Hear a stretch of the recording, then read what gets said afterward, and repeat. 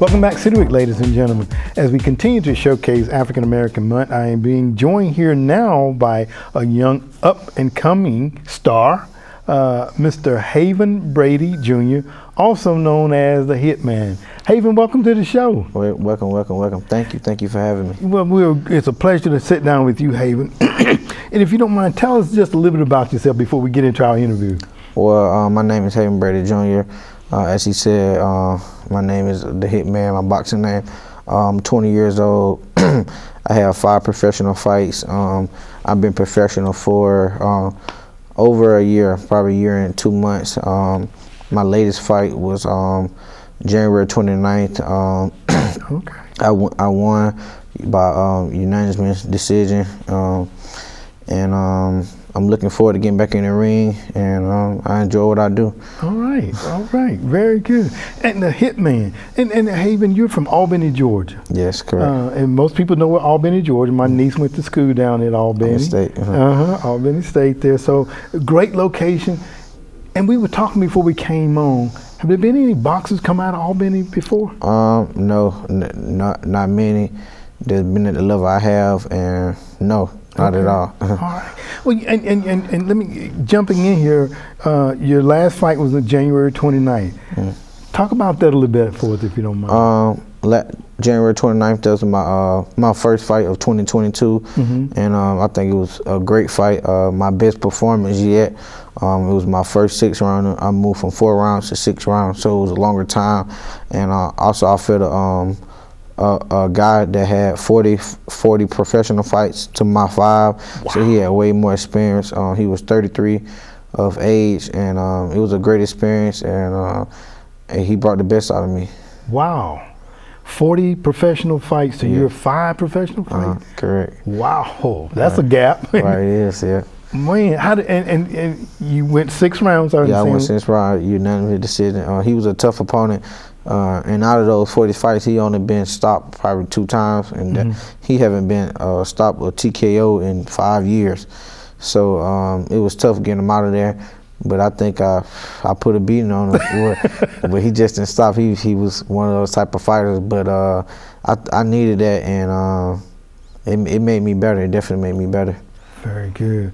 Let's talk a little bit about you coming up, because I was reading some of your information, and you were kind of teetering between basketball and kind of really finding what your niche was. Right. I'm not taking anything away. Don't be offended. Oh, no. You're a little shorty there. Yeah, I know. And that was one of the things. Did you say, well, I don't necessarily want to be another Allen Iverson in basketball. You say all the trees that you had to go in between. So let me find what my niche is. You say, well, then I can at least be another Floyd Mayweather. Right. So I'm going to assume that Floyd Mayweather is one of your inspirations then. Right. Yeah, he's one of my favorite boxers. I don't have no favorite, but I like all of them. But he have inspired me a lot. Okay. All right. Very good. And also another thing that I found out about you: not only are you a boxer, but you're also a student. Right. Correct. Talk about that. Well, I attend Clark Atlanta University. While I was in high school, I did dual enrollment. So while in high school, I got my associate degree, and now I'm trying to I'm going to get my bachelor's now, and I attend Clark Atlanta, and with boxing in school, I just have good time management, and I just use my time wisely to do both, and I'm just got a straight mind. That's why I said I want to finish school, and that's what I'm going to do. Very good, young man. Very good. I'm proud to hear that. You know, and I heard you say you have good time management. How important is that? Because so many times I hear our younger people, younger generations say, "Oh, I just didn't have time to do." But I just heard you say, "I have good time management." Right. Well, how do you talk about that for me, if you don't mind? Well, with boxing being so critical, and every time you get in the ring, you almost fight for your life. It's a possibility you can get hurt or something dangerous happen. Wishing that don't happen upon me, but it's a very dangerous sport, so you have to put a lot of time into it, and you have to be very strict on your diet and your training. So with that being said, and also school is a thing where you have to use your mind and be focused with that. So with me doing both, I don't be able to go out with my friends, I don't be able to hang out or do things that people my age want to do or do. So I'm just using my time right now while I'm young to grind and get those things done, and you know, live life and do what I want to do when I get older. So that's kind of like how I use my time management, and you know, just focus on what I do. I have a goal, and that's my destiny. Very good, young man. Very good. And all of that too. I also, you're a student, you're a boxer, time management, and then you're at the top. 3.0, 3.5 GPA Right. is the outcome of having great time management. Talk about, you know, and that's so important because as an athlete, as we were talking before you came on, when we came on, it's important that you be able to manage because you're getting a degree in business management. Right. So it's important, right? Right. Correct. Absolutely. Let's go back to some of the fights that you had. I saw where you fought out in Las Vegas during the bubble. Talk a little bit about that if you don't mind. Actually, the bubble with COVID and everything, COVID-19, everything was shut down. So what they did was they had a fight with no fans. So everything was the same. All the cameras, it was still on TV, but it was no fans. And mind you, that I was just turning professional. So instead of my first fight with being thousands of fans, I fought in the arena with empty seats. So it was just like I was almost kind of like training. And actually, a lot of people ask me how it was, or you know, do you feel a difference? But that was my first professional fight, so that's how I was brought into the professional game. So I actually didn't know how it felt to have thousands of fans, a crowd. So it wasn't, you know, no difference to me, because you know, that was kind of like similar a little bit to the amateurs. The amateurs, you still had fans though, but it was just kind of similar to that. And I didn't experience no fight with fans, so it was a great thing. And I liked it because it was so quiet in there. You could hear a pin drop, and you almost can hear everything your corner is saying, your coaches are saying. You can hear it, and you can, you know, go in there and execute it, because there's not people hollering and screaming and yelling your name. And you know, sometimes when you're in a fight or you're doing something and people screaming and something, sometimes you let the crowd get into you. So I think that was like a great start for me, because you know, being on TV and having no headgear and smaller gloves, you know, being on a big platform. So I think that was a great start, and I kind of recommend it for some professional fighters. Well, they probably don't like it, but I kind of recommend it. So you okay? Right. All right. Let's transition, because you also fought in Atlanta at State Farm Arena. Talk about that, if you don't mind. Just right. With me fighting in State Farm Arena in Atlanta, Georgia, that was a great fight and a great experience. I fought somebody in 3-0 just like I was, so it was kind of like a 50-50 fight, you know, who would win. And I won that one by unanimous decision.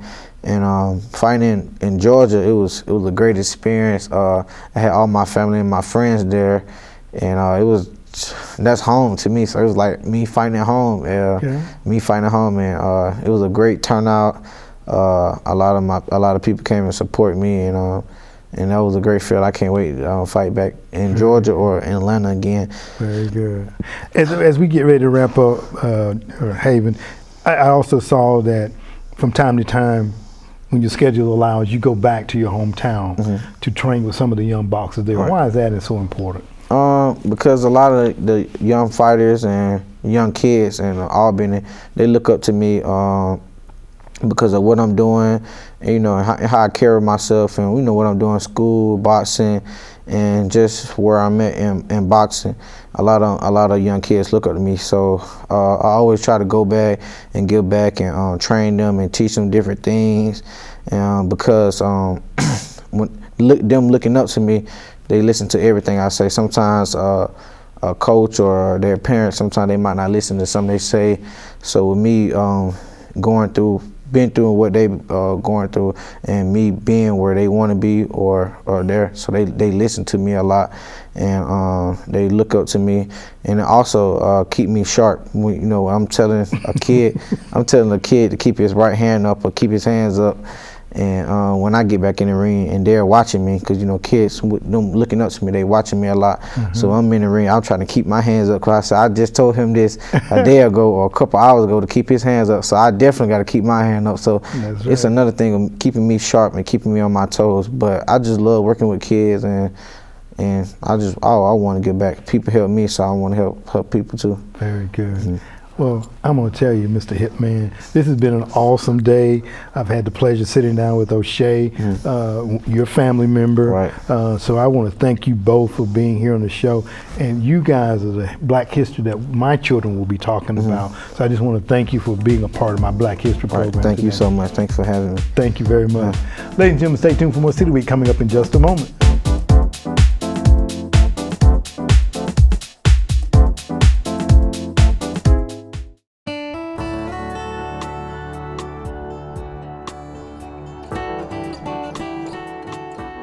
Hi, I'm Shannon Gavin Johnson, the director of Legacy Museum on Main, and this is a brief moment in LaGrange's history.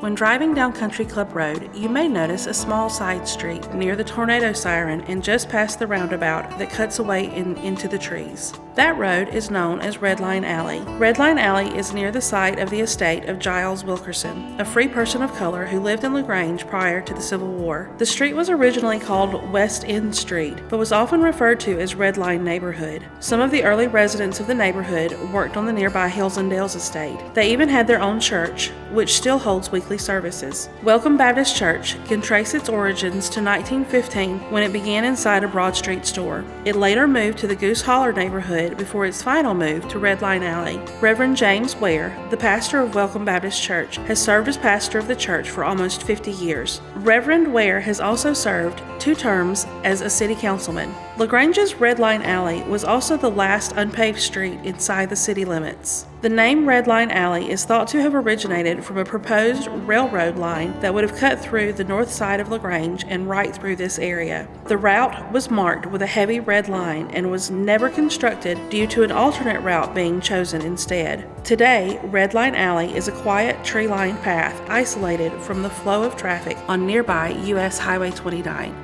To learn more about this neighborhood and others in LaGrange's history, visit Legacy Museum on Main.